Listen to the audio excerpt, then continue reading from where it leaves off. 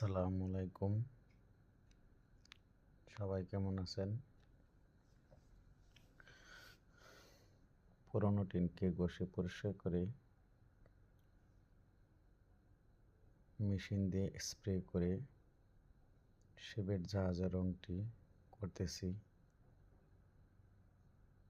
এটি খুব শক্তিশালী রং এবং দীর্ঘস্থায়ী। চাইলে আপনিও করতে পারেন। পুরোনো টিন অনেক জং ধরে গেছে, সেই টিনগুলো ঘষে পরিষ্কার করে শিপের জাহাজের রং মেশিনে স্প্রে করলে আরও 10 থেকে 20 বছর ব্যবহার করতে পারবেন ইনশাআল্লাহ। আপনি যদি করাইতে চান আমার সাথে যোগাযোগ করতে পারেন। যোগাযোগের ঠিকানা প্রথম কমেন্টে নাম্বার